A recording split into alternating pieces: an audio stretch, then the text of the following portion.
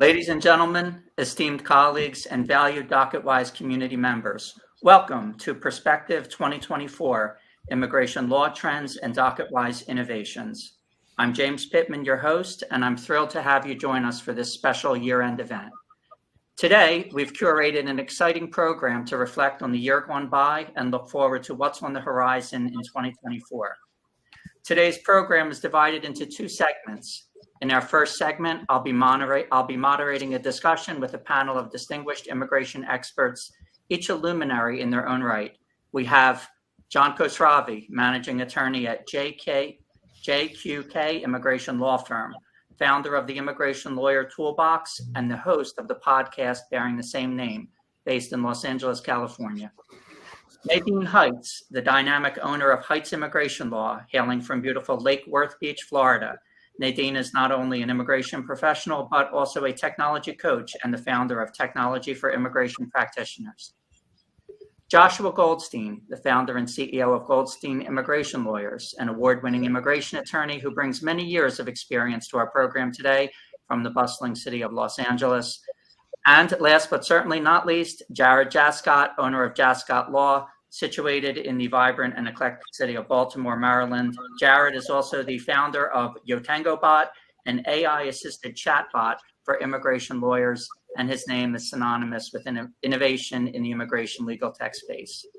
Our panelists will delve into crucial topics shaping the future of immigration law. Today, we will be discussing, first, innovations in immigration practice management and technology. We'll be exploring the latest tech trends and what we're excited about for 2024 and the impact these tools might have. Then, immigration law and policy highlights of 2023 and potential changes in 2024. We'll review some highlights of the year gone by and a forward-looking discussion of what 2024 might have in store. The political environment around immigration in the 2024 election year. With next year being a presidential election year, we'll give our takes on the political landscape and its implications for immigration, which, just like in 2016 and 2020, is a contentious national issue. Finally, we'll mention the proliferation of state laws encroaching on federal immigration law. We'll try to discuss a little about the complex dynamics where federal and state laws intersect and collide on immigration policy and how this could be a growing trend. Following this panel discussion, we have an exclusive treat for you in our second segment. Our Docketwise Director of Product, Jason Gale, will present a showcase consisting of the highlights of Docketwise's progress in 2023 and a sneak peek into what's in store with our product roadmap for 2024. You'll get an exclusive firsthand look at the incredible ways Docketwise has been used by our community and the exciting features we're rolling out.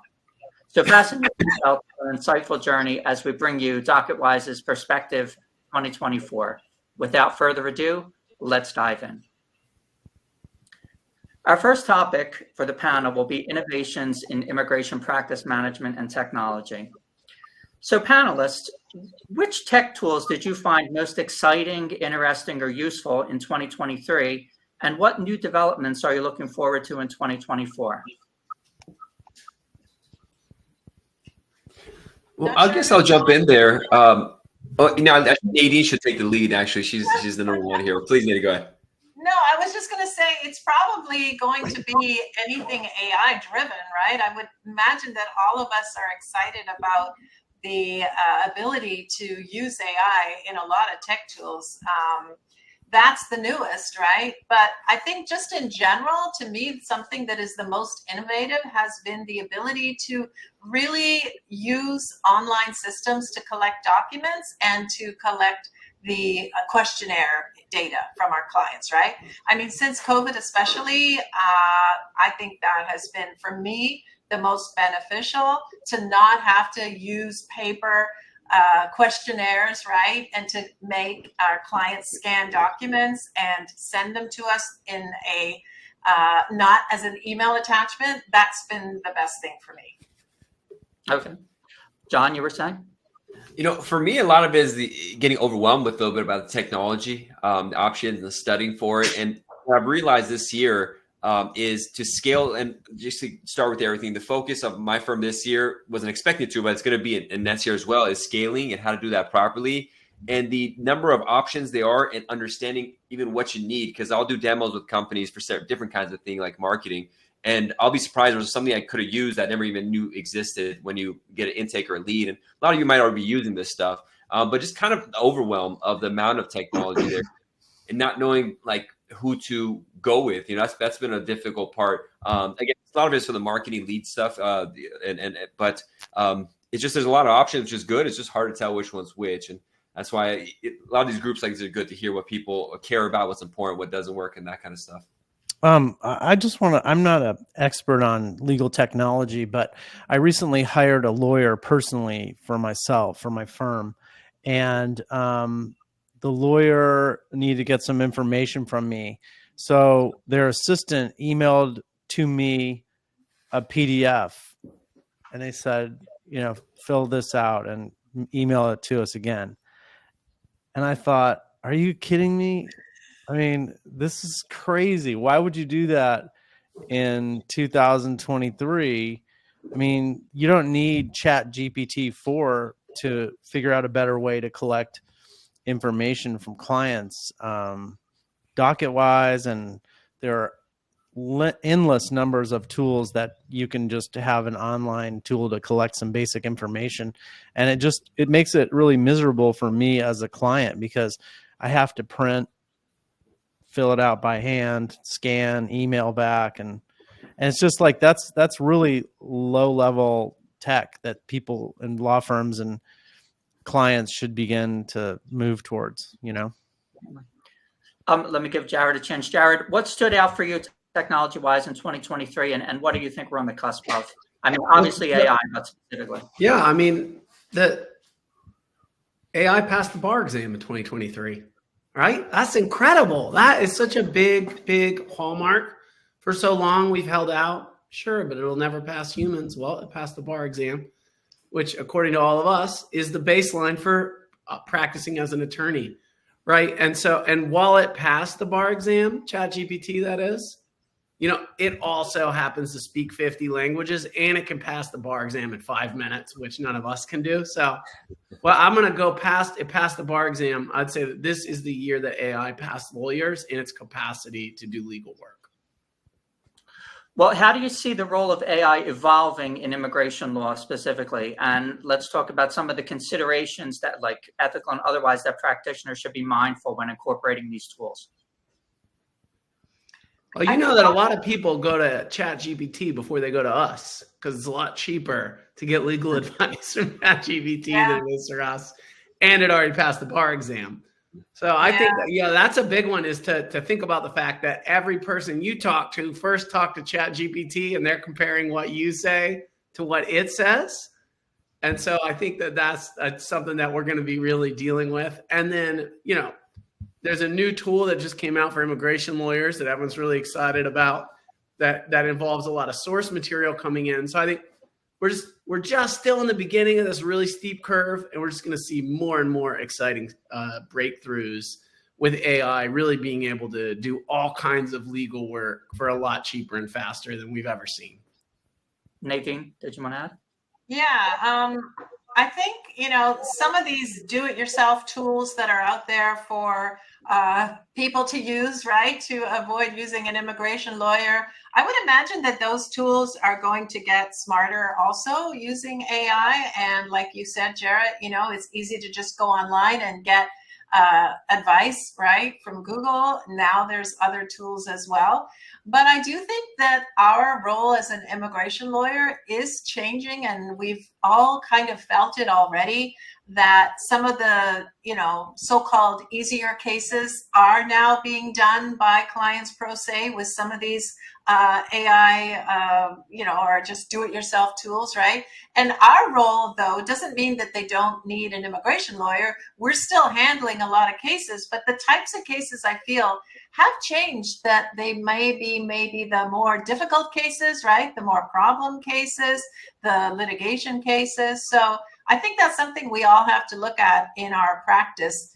How have some of these tools made our lives as immigration lawyers different? Inevitably, when I talk with lawyers on my team, is half our work's going to be disappearing.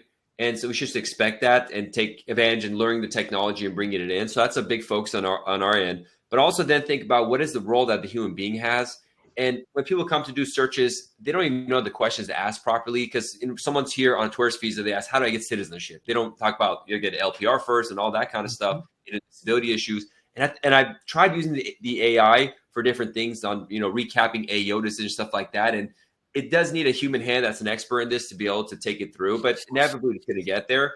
You just got to think, where's the value being added? And for us, it's always a concierge personal service to help people through a stressful time. When people do the forms themselves, we get all the time where they accidentally do misrepresentation because they have their travel agent or their friend fill it out, that kind of stuff. So a lot of our job is also to tell people, listen, like, these mistakes do happen. And that's what our role as an attorney is, to highlight how many errors happen. USCIS makes errors all the time, and they're using AI now too. So that's going to be a whole disaster on that end. But really, don't fight the technology, but let people know like what's going on and be able to convey what our role is. So like in the last couple of weeks, I've been thinking about who we are, what our point in being is in immigration practice. Are we just here to just get money from people, or are we here to help people be with their loved ones and people with passion and talents to be able to come to the United States to take that next level and conveying that message and living that message as we go through the case? Let me use that as the lead into my next question. So how can immigration practitioners strike a balance between leveraging technology to be as efficient as possible and yet maintaining the human touch and the personal interaction with their clients? That's also so important. I always try to look for analogies outside the law when I think about these questions, right? Because we go to all these different restaurants, we deal with retailers, and a lot of them have dealt with these problems. And I think, one of the sort of models that I've been thinking a lot about is Spirit Airlines. Okay. You get on it, very cheap. They treat you very poorly. They charge you for every little extra thing. And I really believe that we're going to see a proliferation of that type of model in the law, whereas all of us in the past are super white glove. Like a lot of us are pretty like first class for all our customers. We don't have a coach, forget a Spirit. And so all the people that can't afford the five of us, they don't have a lawyer right now. But with AI augmentation, terrible customer service, and a la carte, you're going to see a massive amount of legal services that can be offered to people who are currently completely unserved. And so kind of maybe, James, in part, I turn your question on its head, right? Okay. Do we need to maintain the human touch? Are people willing to pay for the human touch? Do they even want the human touch? So maybe part of this is making the human touch optional. Go ahead, Nadine. Yeah. I think that's a great way to look at it. I'm always surprised that people still do want office consultations. Like I recently, throughout COVID, many of us went to Zoom and we went to phone, right? And I recently started offering office consultations for the same price as a phone consult, because I used to charge more for office. And then I thought, well, why? And now that I'm offering the same price, everybody is picking office. And so many people that are local do still want to come in and talk to you and meet with you. I see a couple of factors, kind of dovetailing coming into it. You've got the technology factor, which is making us all more efficient and enables, more production. You've also got a trend, which is a separate trend, but it's also connected to that, which is commoditization of the legal services and legal experience. And this is kind of what Jared was talking about with Spirit Airlines having taken the airline flying experience and commoditizing it. It's I think that's the way of the future. The unbundled legal services, the commoditization is a trend which is also now, I think, being affected and sped up by the technology. But the question is, where is the balance, and do we move to do lawyers move to a multi-tiered level of service, like a concierge type for some people and a commoditized for other people? Any thoughts?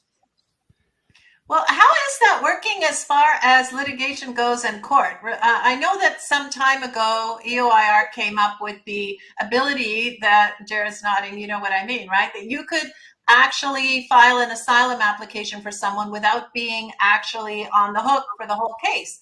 Are any immigration practitioners doing that? Because I don't really do a lot of those cases, but I don't know if that's really taken off as far as our membership goes. I don't know. I'm obsessed with the E61, that form. I personally am obsessed with it, and I've done a fair amount of it. But I do think you're right. Generally, Nadine, I think, probably if I'm really excited about something, no one else cares. That's just a general rule, I would say. But yeah, I like it. Josh, what's the E61?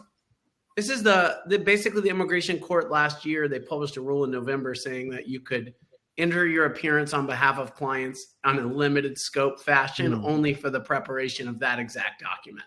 So you could file their asylum, you could file a motion to change venue, any of these things, and only for that, rather than being, sort of on the hook all the way through the merits trial. And so what that has allowed us to do in ours is exactly what James said, unbundle.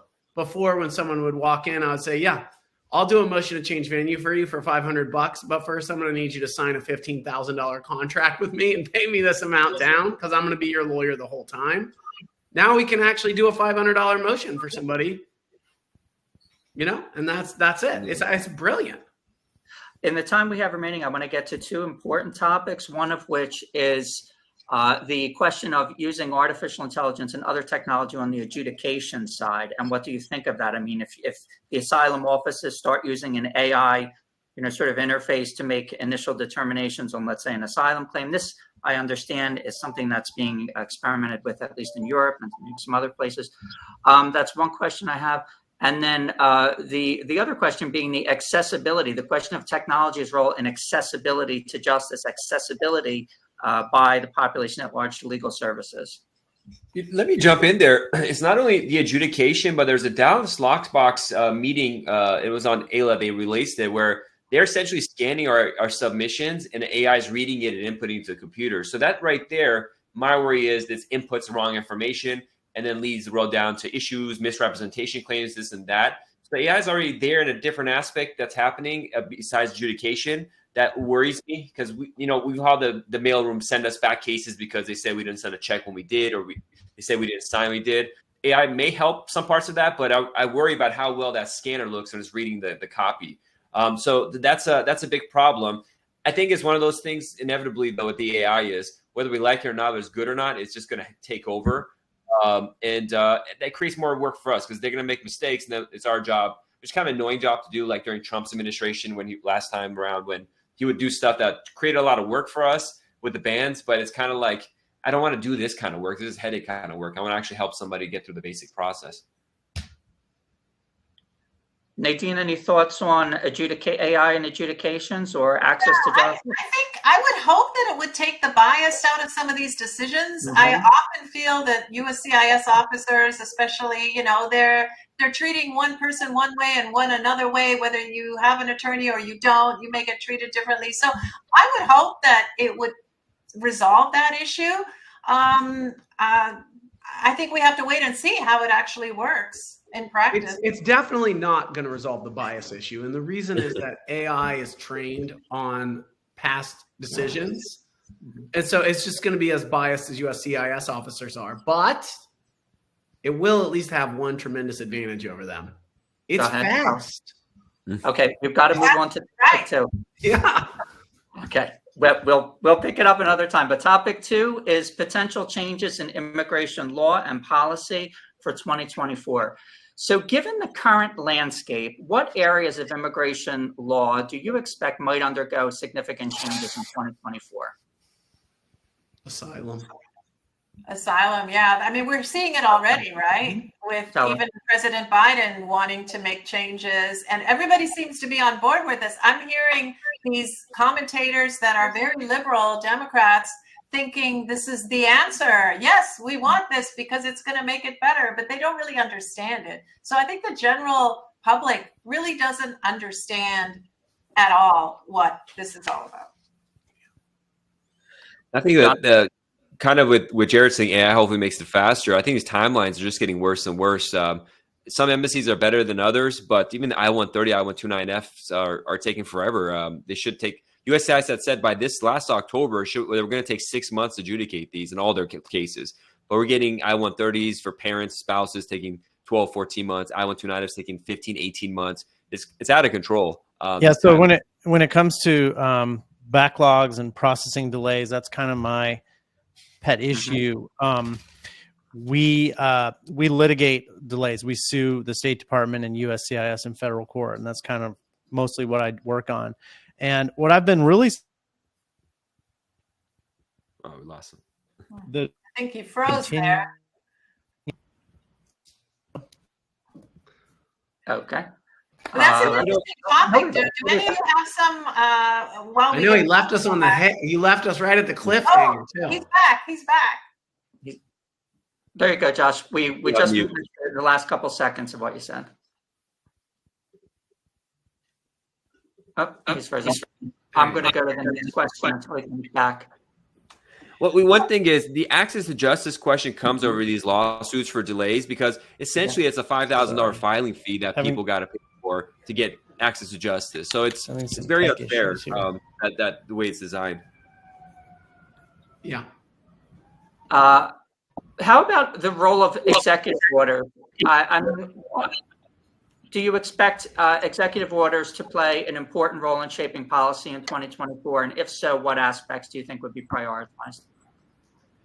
It seems like Biden has done much in this regard. So not to say 2024, but 2025, it's probably going to one way or another going to be a big thing. It's kind of here, yeah.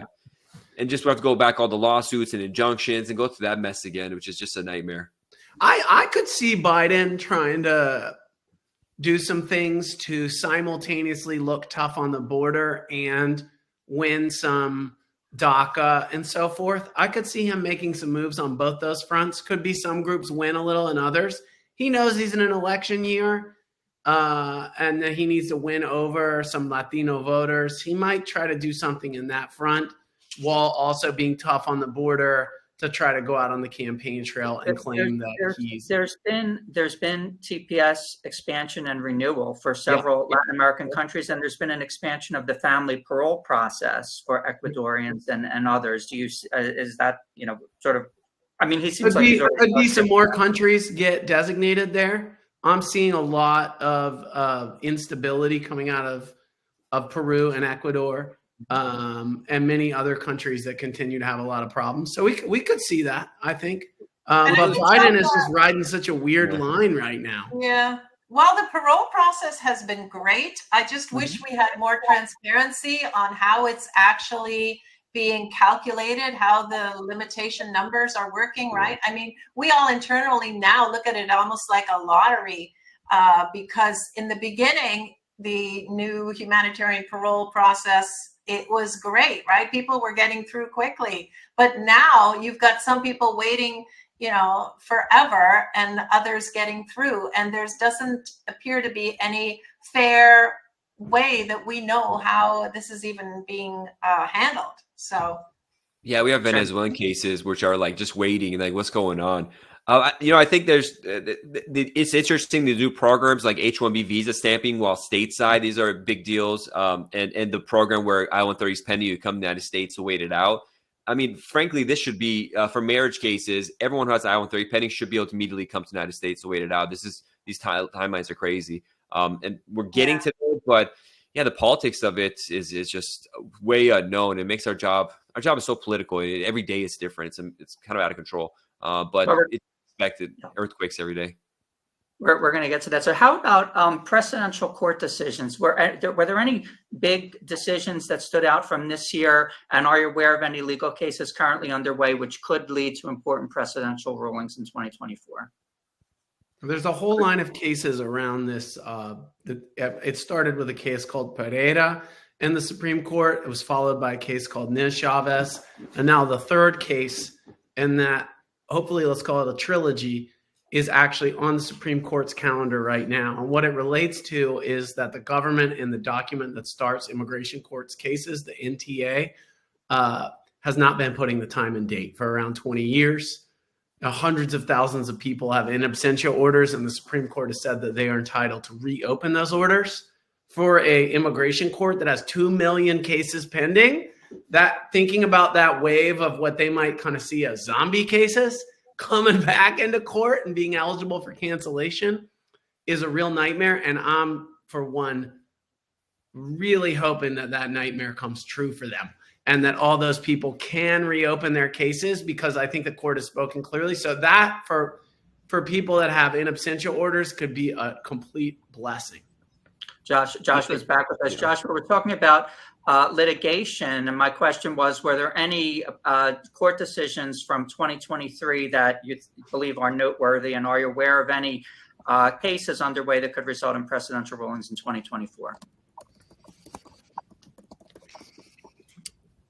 That's a good question. I don't know. Can you hear me now? Yes. So I was saying before I dropped, my internet connection dropped, that most of my work is associated with litigating delays. And one of the things that really surprised me and continues to surprise me is how there has been no improvement in processing delays at all. So when I thought that all the delays during Trump, that eventually they'd be resolved by perhaps, by the middle or the end of Biden's first term. But we see the delays, in fact, getting worse. I mean, if somebody comes to you and says, I want to apply for asylum, how long is it going to take to get a decision? And they're filing an affirmative application. I mean, we just have no clue. Right now, I recently lost a mandamus case where a judge said a decision that was more than 3.5 years long was not unreasonable. So just which court was it? It was, I don't remember off the top of my head, but I just looked at that and I thought, wow, that's kind of incredible. Like that we live in a world where someone could apply for asylum and it'd be like more than 3.5 years later, someone hasn't had an interview yet. And someone would look at that and think, yeah, that's okay. That looks good. And, I just don't see any movement or any improvement in that. Getting consular interviews, immigration court is a whole other thing, but it's depressing. But I think that we have to realize that we just live in a world where these cases are just dragging on indefinitely. Well, let's talk about how immigration practitioners can best, keep up to date given the unpredictability of the political climate and some of the structural impediments. What would be your advice to practitioners to how they can best stay informed and acquire an in-depth understanding of new policies and otherwise stay abreast of changes that might impact their clients? I mean, there's so much coming at us all the time, right? But I love I'm a member of AILA, as I know many of you are. I love the AILA 8 emails every day. And Docketwise also puts together a really nice summary of updates. And I skim that every day faithfully. And I just, I don't read everything, but if something strikes me, I will look at it.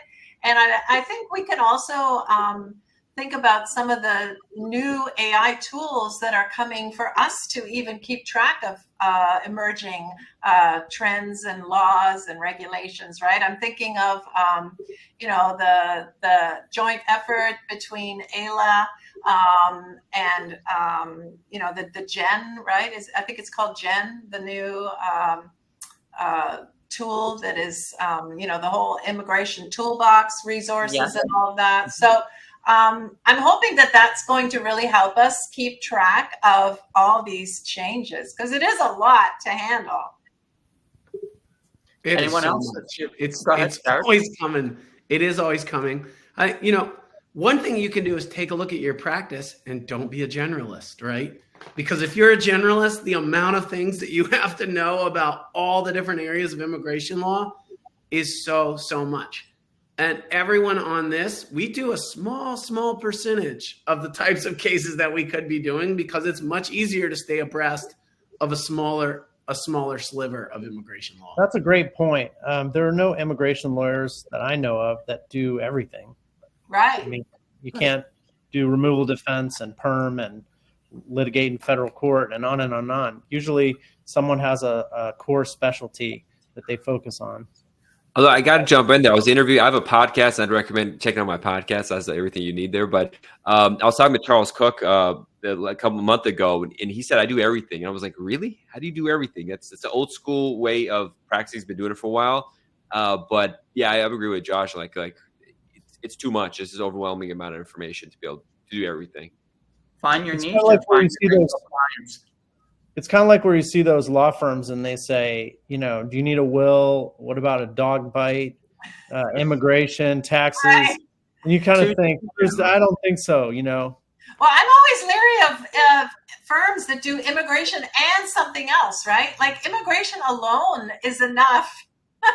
You don't have time to learn anything else. Yeah, whenever someone says I do criminal defense and immigration, I always think to myself, I don't know about this. But of Potentially course, do immigration stuff too. I'll be great at it. So, On to the election, we want to discuss the political environment around immigration in the 2024 election year. So in your view, how does the political discourse around immigration impact public perceptions? I mean, do you think that the contentious political debate itself is impacting immigrants in their daily lives or their legal rights?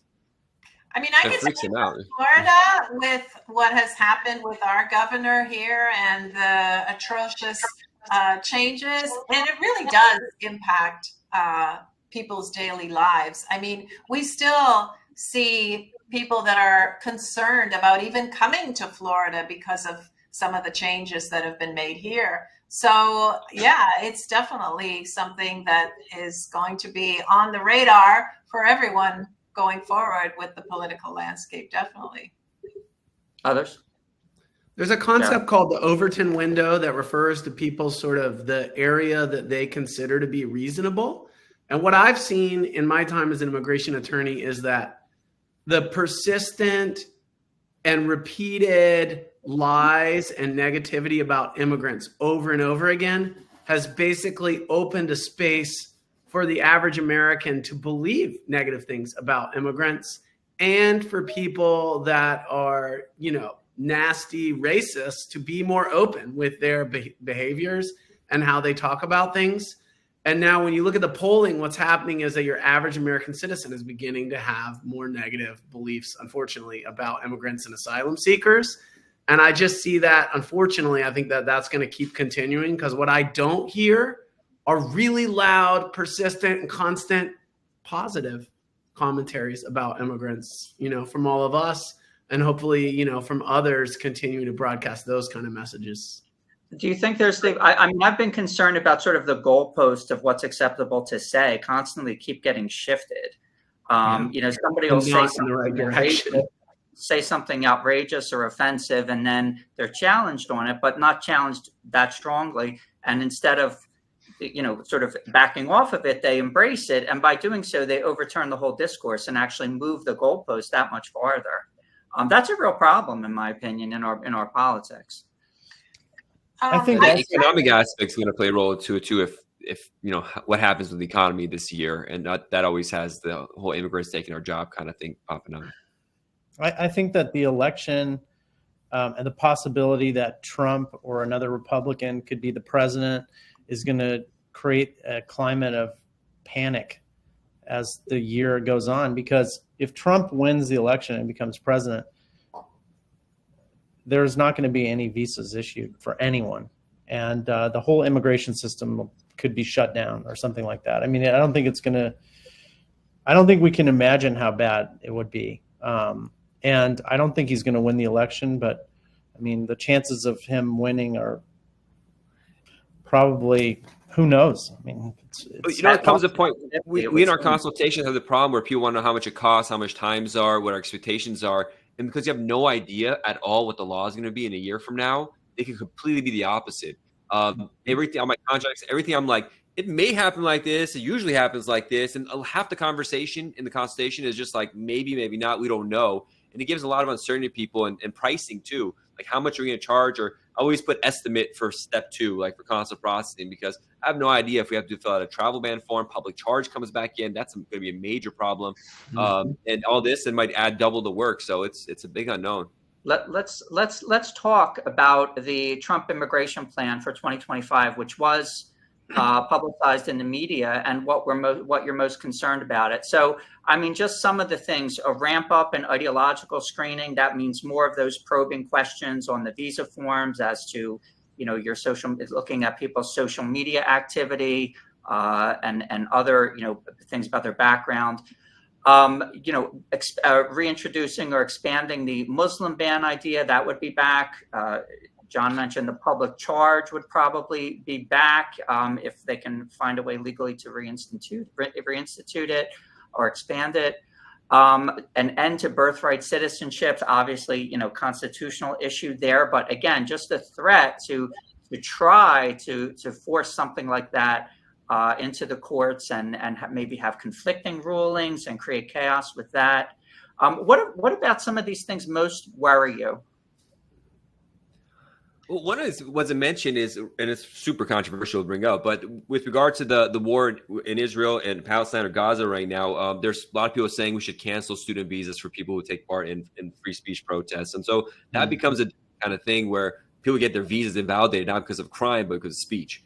Now, if they say some crazy stuff like, genocide, stuff like that, obviously they should probably be deported. But some of this is getting like kind of iffy for America and the First Amendment rights. And if you're here in the country, whether you have a status or not, or non-immigrant status, immigrant status, or citizen status, you should be able to speak and not worry about your visa being canceled unless, again, you're provoking violence or speaking about violence.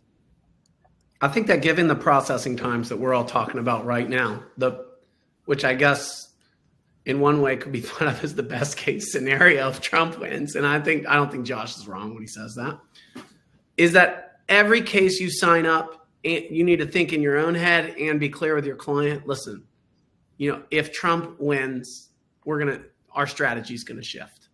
And that's just realistic. And I remember when Trump was, and if for the people watching this that were not immigration attorneys during the time of Trump, the one advantage that we all have is that this is part 2 of a movie that we've all seen. We were all part of it.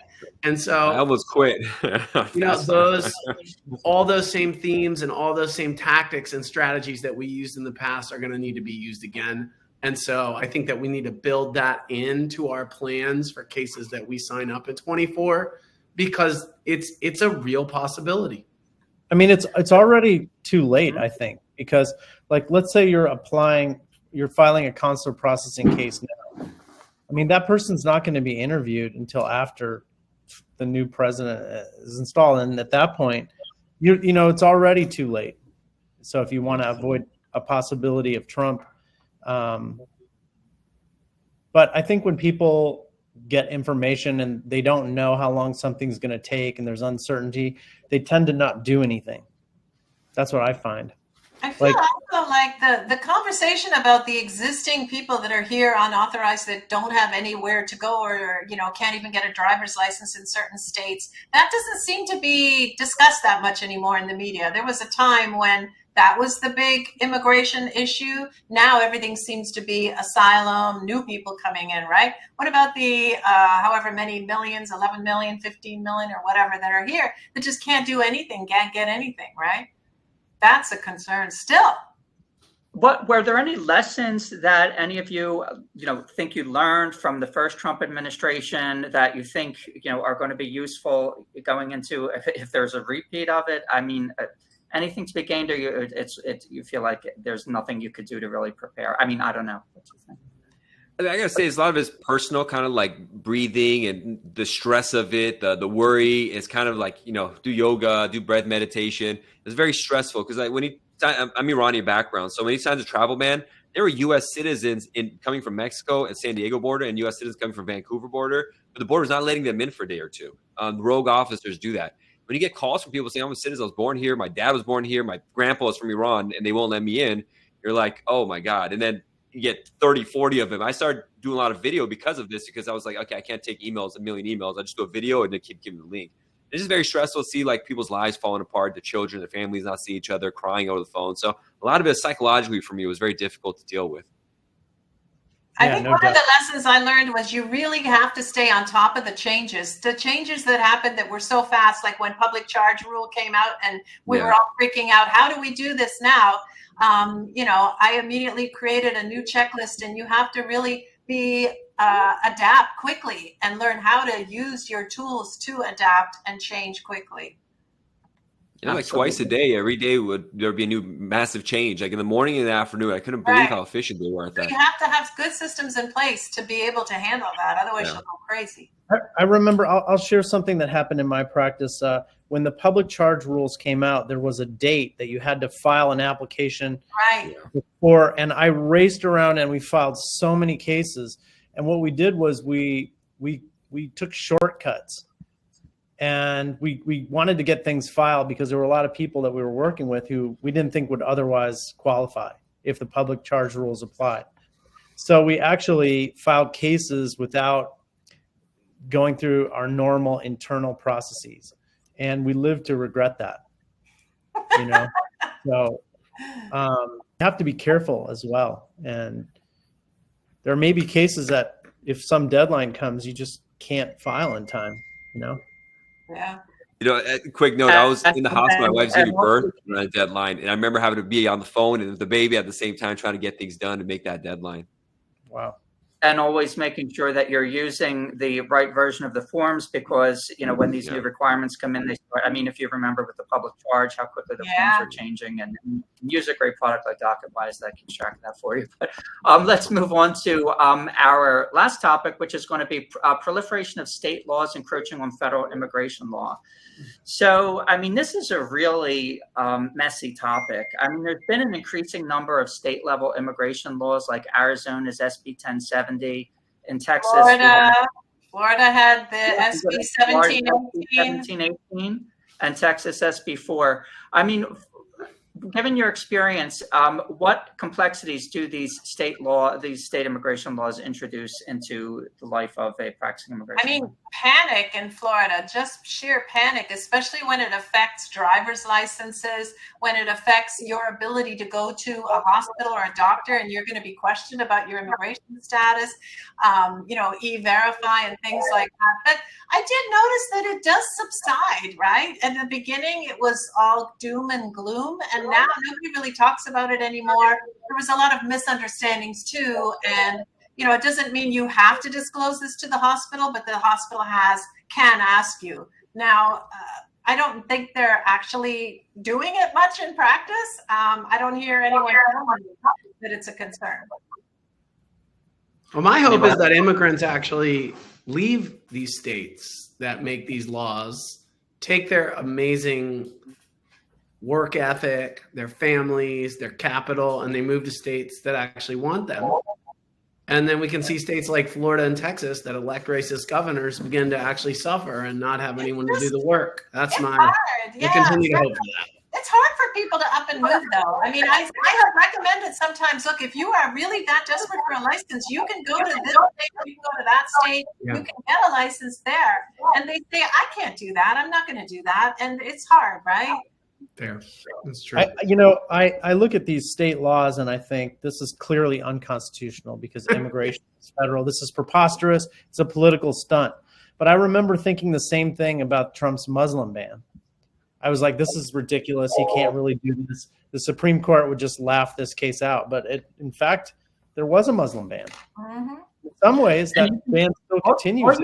All you need is one or a judge or something to leave something in place, even if it's something that's preposterous and is likely going to eventually be found unconstitutional. You just need one to kind of like leave it, without a stay, not to grant a stay, and it creates havoc in the meantime. Even today, after Trump, after the Muslim ban was removed. If you're trying to get a visa and you're from Iran and you apply, you're going to get stuck in administrative processing indefinitely. And so effectively that pretty much in some ways is still continuing. Yeah, it has. Absolutely right, Josh. So let me just ask, are you aware of any organized initiatives that seek to prepare for challenges to potentially unconstitutional state immigration legislation? Do you believe there's value in coordinating efforts nationally, even though we're talking about developments at the state level? I just remember during the Trump administration, every time I would see like an ACLU or a National Lawyers Guild lawsuit come out, I just felt like there's like a hero with a cape in the sky flying across. And I was like, thank you. Like we needed it down here. And so I think that, continuing to support those orgs, continuing to support AILA, all of them, we need them all more than ever. We know that that's true during the time of Trump, but we also, as Josh said, they're clearly illegal. These governors don't have the right to do it. The national org suing them at every turn is exactly what we need. real quick, the most striking thing to me was in the Texas law where they said that a state law enforcement official could take somebody to a port of entry, or a state court could basically order the person to leave the United States, or give them a choice between being prosecuted and leaving the United States. I mean, that would circumvent the entire EYR immigration system. So, I mean, any reactions to that? I mean, do you think there's any possible way any state could any border state could get away with actually doing that? If anybody gets transported illegally out of the country or from state to state, they should be eligible for a T visa. And if law enforcement decides to get into the trafficking game and start giving immigrants visas, it would be an interesting twist of fate. All right. Well, there are things that Trump did that he tried to deport more people, but just backed up the EYR, so they're staying here longer. So you got to mind their harshness ends up half the time at least backing up and creating other opportunities. It's a really bizarre situation. We're really getting into wild times. It is wild times indeed, and we're going to have to leave it there with our panel discussion. This has been very interesting, and it's certainly going to be as the proverb goes, may you live in interesting times. It's certainly going to be a very interesting year.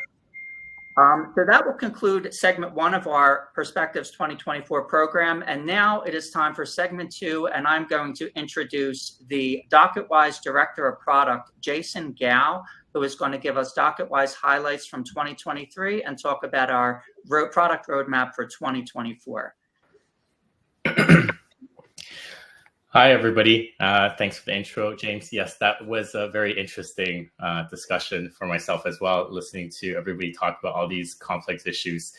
But I'm here to give you a recap of 2023 from a product perspective, as well as what we are looking and thinking about in 2024. I do have to do one quick thing to get my slides up here.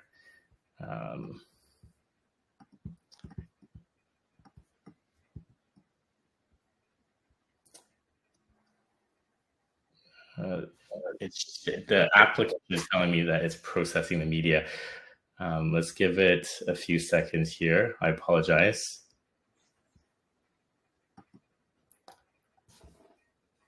Okay. Everybody can see that? Yeah. Okay. So to really get into this, I thought, one way to recap is do a couple of trivia questions. So I wanted to, unfortunately, we don't have a live polling system here. So, please, participate, if you would like, in your heads, think about the trivia question a little bit, and I'll go through these questions. All right. So the first one is, what is the most used immigration form in 2023 in Docketwise? Just give you a few seconds. These are all in our top 5 used forms. All right, let's see what the answer was. So the top 5 immigration forms used, number 1 was the I-765 for work authorizations. You can see there by far relative volume against the baseline of the number 5 on the list is 3.2x in terms of volume. Everything else is fairly similar in terms of volume usage, other than the work authorizations. All right, the next question over here is, what was the most used smart form combinations in Docketwise in 2023? And so I have 5 choices here for you. I'll give everybody a few seconds to mentally think about that.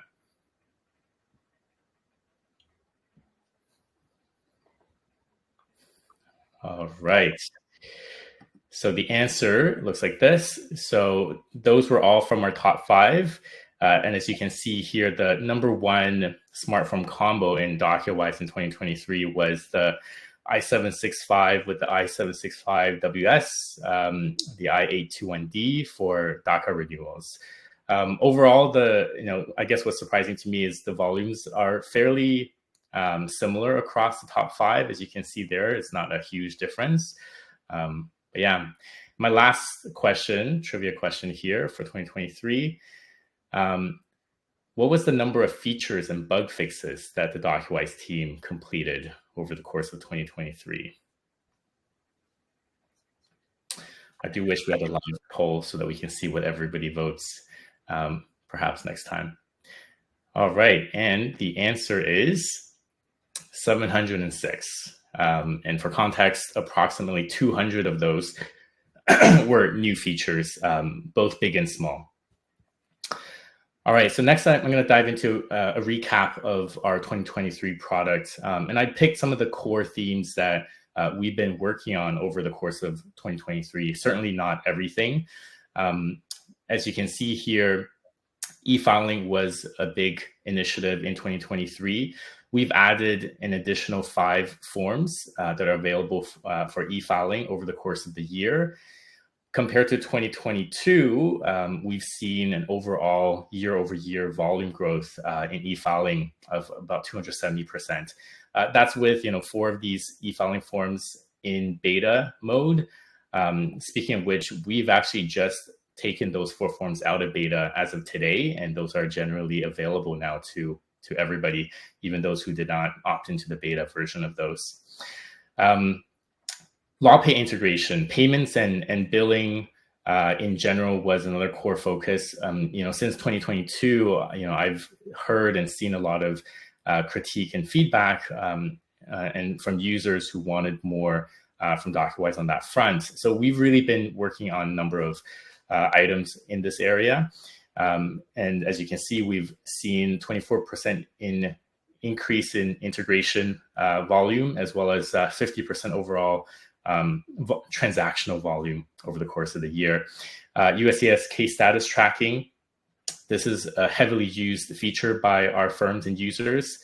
We've seen an overall volume of tracking of growth of 73% compared to last year, 2022. And then Smart Forms 3.1, we launched this early in Q1 of this year. This was an advanced feature for templating your smart forms so that you could add commentary guidance for any new cases, flag and hide questions so that it becomes something that all of your case types you're using the same form for those case types would get those same comments or flag questions that you see are giving potentially your clients issue. We have seen about 5% of firms use this feature so far, which as a product person I'm a little bit saddened by, but overall we still see 9% month-over-month growth in firms that are using the advanced templates. All right, so heading into 2024, what are the core product themes? So I've mentioned e-filing. That is a theme that will continue in 2024. We have a slew of forms that we'd like to add e-filing to. So for example, the ETA 9035, the I-90, just as a couple of examples. So this is something that we're going to continue to expand upon this year. And you guys may know Docketwise has a very unique approach to e-filing compared to our competitors. Our philosophy has always been to try to make e-filing as close to a one-click, click and forget experience as possible, and we're still striving to achieve that. It is not the most easy way of doing e-filing from a technical and effort perspective, but we believe it's the best from a user experience standpoint. Payments and invoicing is also another key theme that will continue this year. So we have a lot of features that are coming in the next few weeks, including e-check, that's currently in testing, as well as some workflow improvements to drafting invoices that will hopefully speed things up for everyone. USCIS case status. So again, this is, and sorry, I meant to, I had my wrong notes here. I meant to talk about Smart Forms. So I've talked about Smart Forms 3.1. We have more advanced Smart Forms enhancements, 3.2 and plus versions of Smart Forms that we're thinking about right now. Another one is AI translations. One of the key bottlenecks for us from covering more languages has been the nature of the cost and effort of human translation. So we are experimenting with some AI translations, and that's something that we're hoping to expand more languages into, leveraging more AI. And speaking of AI, I did want to mention that we are actively thinking about and working on some very useful AI-based features. I can't say any more right now, but keep your eyes on announcements coming early next year. Finally, I also want to mention that MyCase and Docketwise are working closer together. We're trying to build an exciting new immigration add-on feature into MyCase that will combine the best of MyCase's LPM capabilities and Docketwise's immigration capabilities, including smart forms and e-filing. We have a large user base today that uses both MyCase and Docketwise separately, and we know that's not an optimal experience. And so this is something we want to address. And I think this product is also going to be quite compelling and exciting for firms that are using other LPMs in conjunction with Docketwise today. So just to recap real quick, so e-filing, more e-filing, better payments and invoicing, better smart forms, more languages, AI, and the Docketwise add-on for MyCase. So those are sort of the core big themes for 2024. And that's it for me. Yeah, thanks everyone.